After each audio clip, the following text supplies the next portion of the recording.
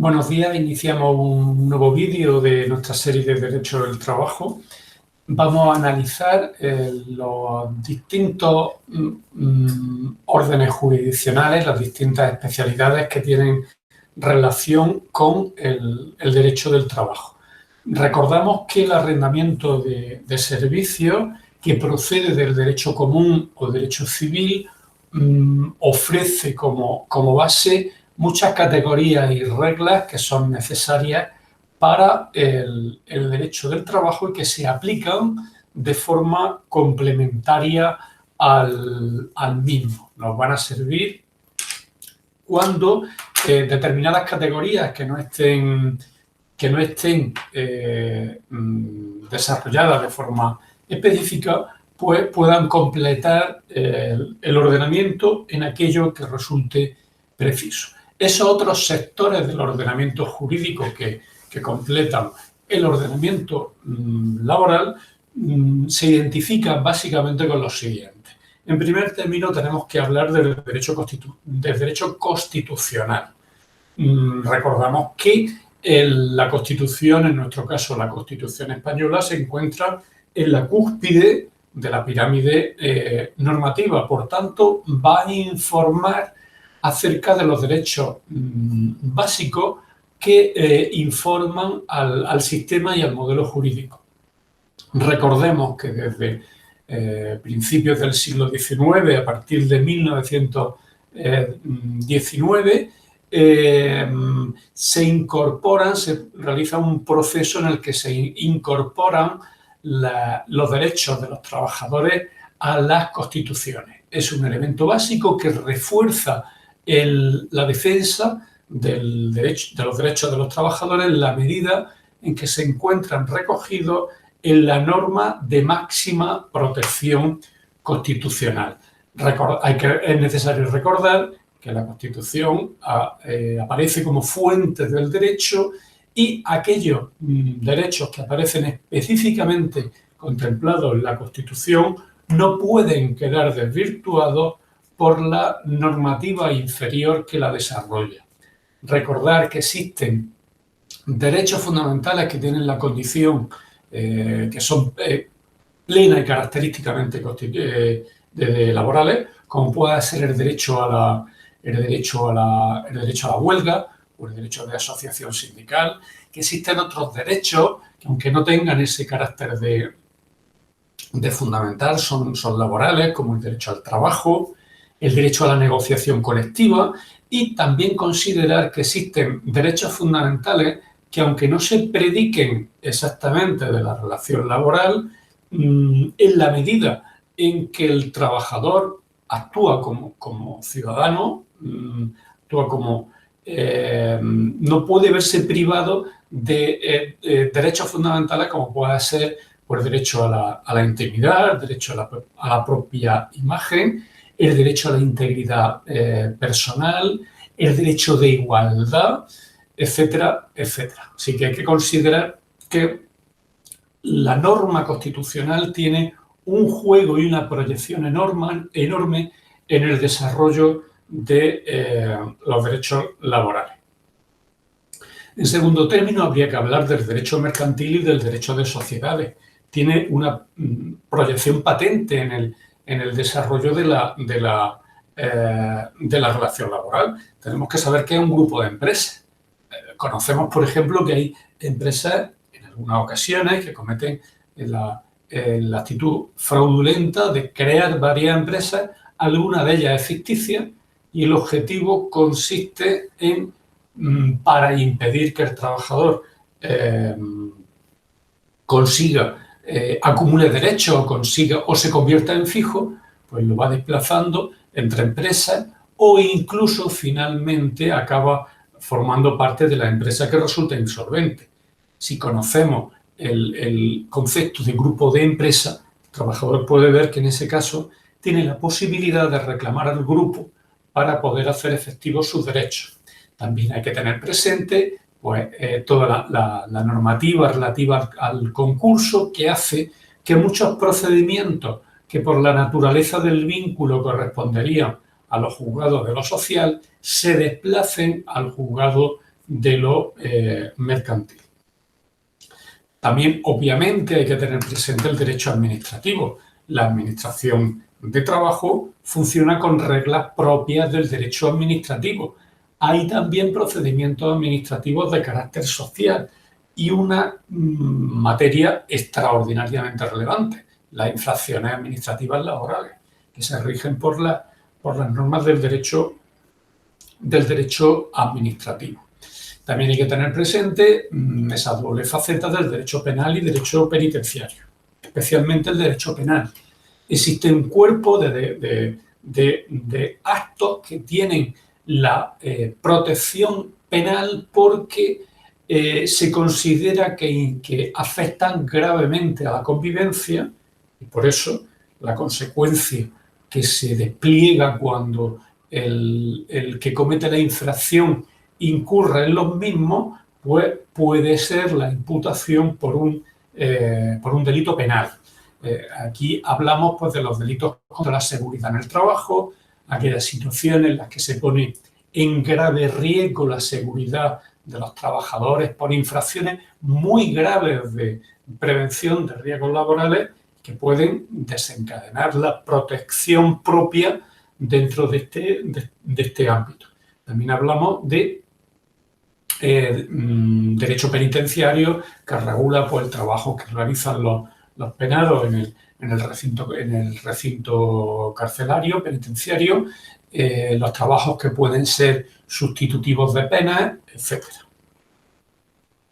El derecho procesal y jurisdiccional es absolutamente básico para poder entender,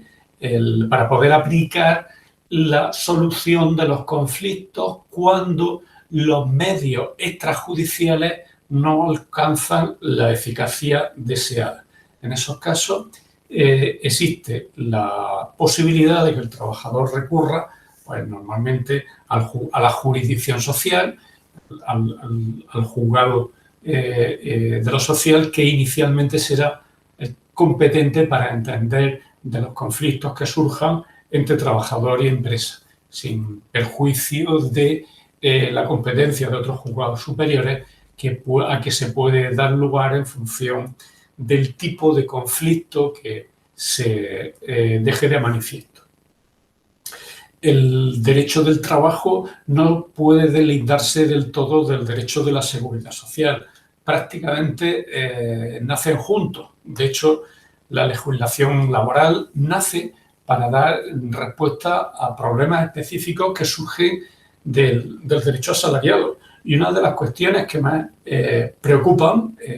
cuando surge este nuevo cuerpo normativo es la situación de absoluto desamparo en el que quedan aquellos trabajadores que han sufrido graves accidentes. Cuando se empieza a desarrollar la normativa laboral, no existe ningún tipo de protección. El planteamiento que existe desde la posición del empresario es, yo ofrezco trabajo, el trabajador conoce el riesgo, ha firmado de forma absolutamente libre y sin condicionamiento o presión el contrato por el cual yo le ofrezco una retribución a cambio del trabajo. Si ha tenido algún tipo de accidente, queda inválido. Nos ponemos en la situación de los accidentes más graves.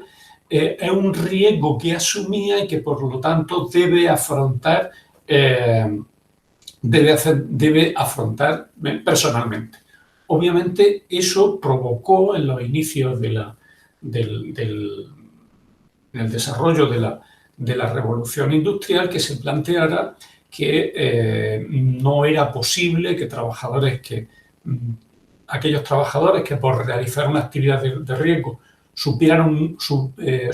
un grave accidente de trabajo, deberían de articularse mecanismos para ofrecer un sistema de protección ante esas situaciones. El derecho de la seguridad social ofrece normas especializadas que dieron lugar a la previsión social y más tarde a un sistema orgánico más desarrollado de seguridad social en el que se van a ofrecer un sistemático una sistemática regulación de las diferentes situaciones de necesidad en el que se puede ver incurso el trabajador, ofreciendo respuestas a las mismas e impidiendo que pues el trabajador no pudiera afrontar determinadas eventualidades que pueden surgir al trabajador, como pueden ser pues, la situación de enfermedad, la incapacidad, la maternidad y todas aquellas situaciones en las que se puede ver imposibilitado o limitado para obtener para acceder al que suele ser su medio adecuado de subsistencia, el trabajo, y por el que recibe la retribución que le permite sobrevivir. De hecho, aunque inicialmente esas prestaciones se ofrecen en un primer momento para situaciones graves, aquellas en las que se produce un accidente de trabajo que impide al trabajador mantener la posibilidad de prestar los servicios por los que tiene salario, poco a poco se va desarrollando un sistema protector que va amparando a sectores de población no trabajadora, abarcando, incluyendo en las mismas, a los familiares de los trabajadores, a estudiantes, a jubilados que ya han perdido su capacidad de ganancia y, por tanto, no pueden seguir prestando su fuerza de trabajo para obtener el salario que constituye su medio de vida, y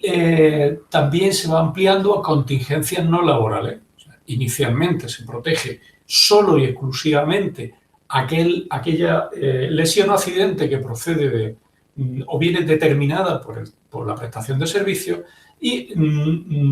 posteriormente se entiende que es humanitario, que el Estado o la empresa deben cubrir esas contingencias, como puede ser la enfermedad no relacionada con el trabajo, como puede ser también, por ejemplo, la maternidad, dando lugar a un sistema cada vez más desarrollado de seguridad social. Las normas de seguridad social se ocupan de situaciones de necesidad que pueden afectar a los trabajadores, entre ellos la incapacidad para el trabajo, ya sea de carácter temporal o de carácter permanente. Las prestaciones de desempleo, cuando se producen situaciones de paro, eso sí, normalmente la prestación de desempleo es consecuente a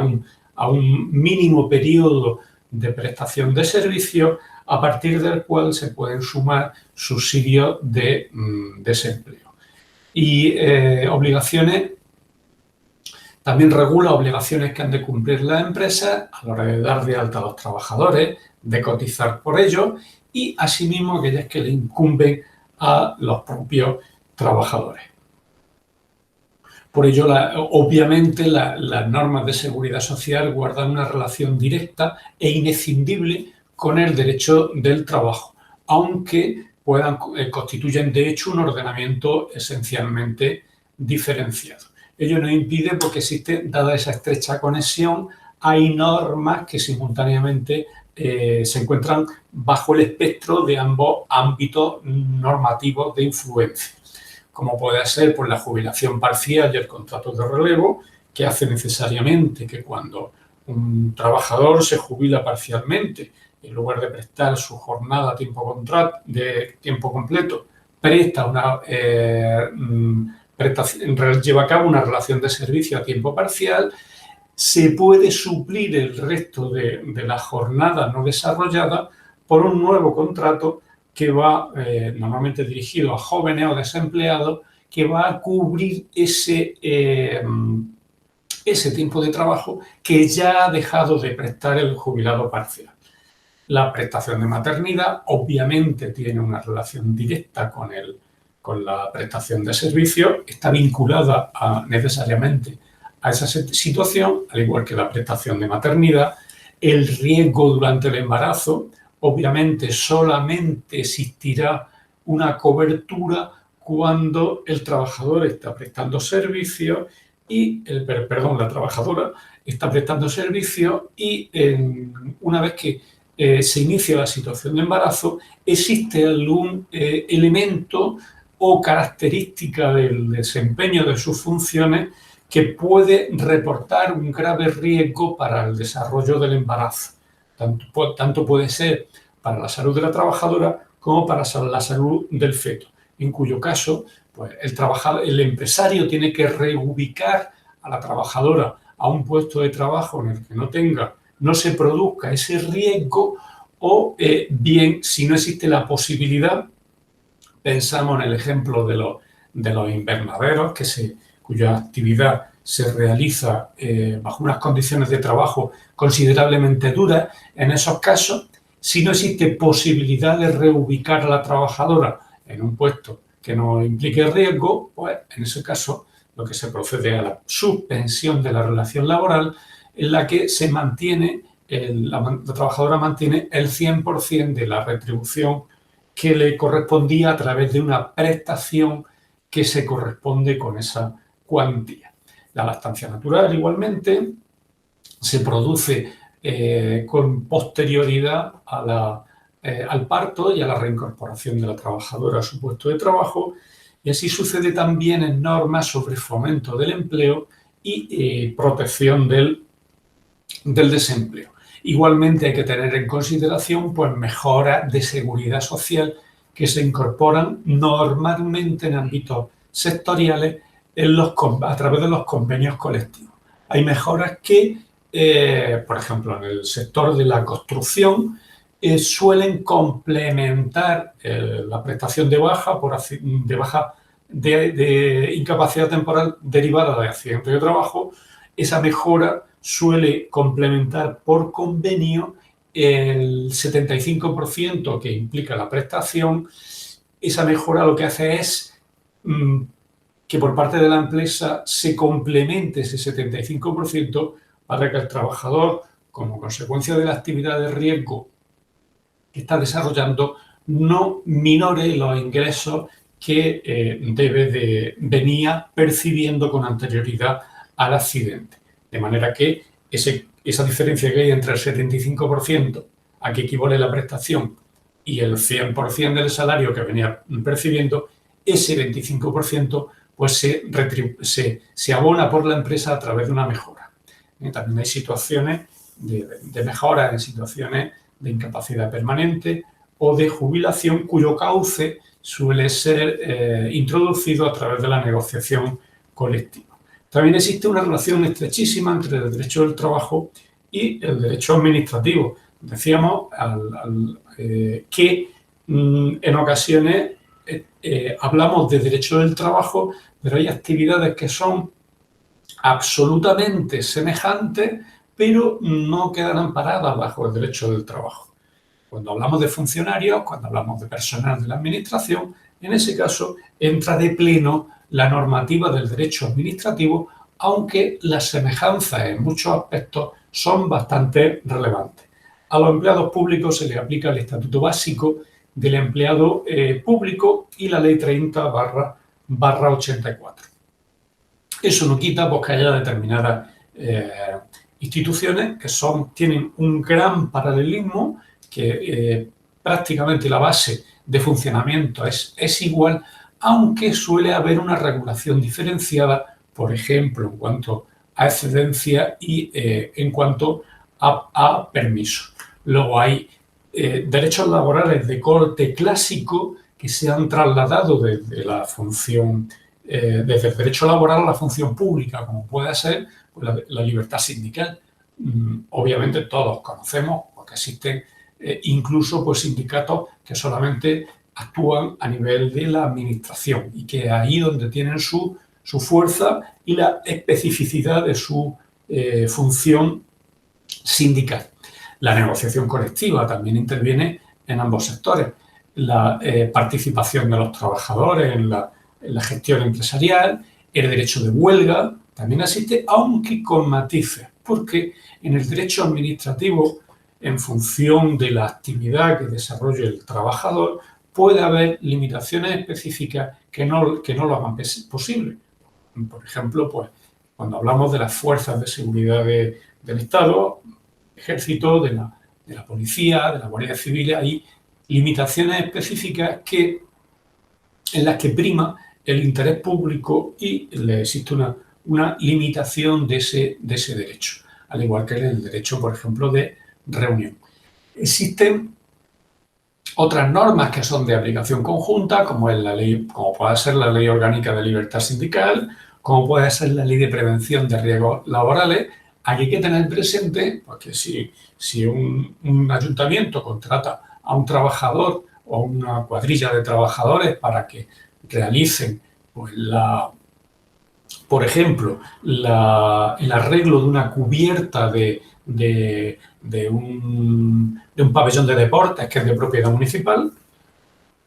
al ayuntamiento le es absolutamente aplicable la ley de prevención de riesgos laborales. De manera que si no se colocan andamios, si no se colocan medidas protectoras, si ese trabajador contratado pues, se precipita y tiene un accidente grave o no grave, si la empresa, ayuntamiento, administración pública, ha incurrido en defectos de prevención de riesgos laborales, será automáticamente responsable del daño causado. Con lo cual, aquí hay que tener en consideración que, bueno, aunque tienen reglas especiales a la hora de recibir sanciones administrativas, obviamente aparecen limitadas dentro de este contexto. Si se produce un daño, obviamente la administración debe de responder del daño causado por no haber observado la normativa que le compete en el ámbito de la prevención de riesgos laborales. En igual sentido, pues, la ley de conciliación de la vida familiar y laboral hace pues, que una trabajadora o un trabajador que tenga en ese sentido necesidad de conciliar, pues, o una persona que tenga a su cargo pues, un familiar que esté inválido, en ese caso se consideran y se aplican de forma directa las normativas relacionadas con la conciliación de la vida familiar y personal. También se aplica la Ley Orgánica de Medidas de Protección Integral contra la Violencia de Género, que regula aspectos que tienen que ver pues, con la reordenación del tiempo de trabajo, movilidad geográfica, excedencia, en cuyo caso también en la administración pública, si la trabajadora sufre alguna situación de violencia de género, también puede, obviamente, acogerse a esa medida sin que el hecho de pertenecer a la función pública limite ese derecho que aparece recogido en la ley orgánica. Sí hay que tener presente que hay que diferenciar si al trabajador de la administración pública se le aplica el estatuto laboral o régimen funcionarial. Si se trata de un funcionario, pues, obviamente se aplica la normativa administrativa íntegra, con los matices a que hemos hecho mención, y si se trata de personal contratado bajo el amparo del Estatuto de los Trabajadores, normalmente eso se hace en actividades que tienen un contenido de recorrido temporal. En ese caso se podría recurrir a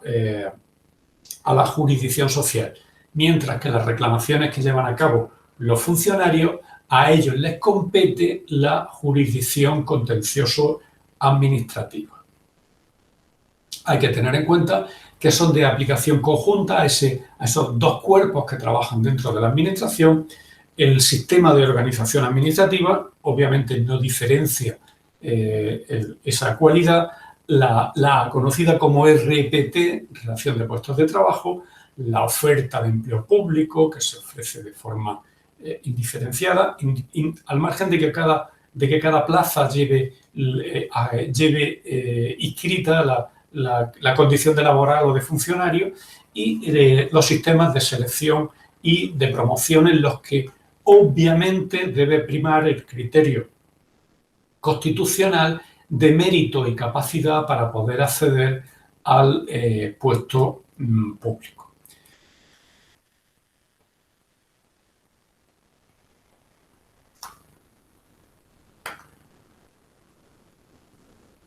Los procesos de planificación del empleo público pues suelen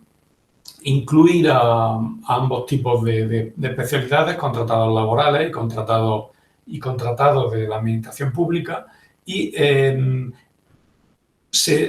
ha de subrayarse pues, que en el supuesto de que exista una situación conflictiva entre trabajador y entidad pública, si la vinculación que tiene el trabajador pues, de tipo laboral, en ese caso la jurisdicción competente en la sociedad, y la correspondiente en el supuesto de que se trate de personal funcionario, será la correspondiente a la administración pública. Y con esto acabamos este bloque correspondiente a la normativa complementaria a la normativa laboral característica o identificada con el Estatuto de los Trabajadores.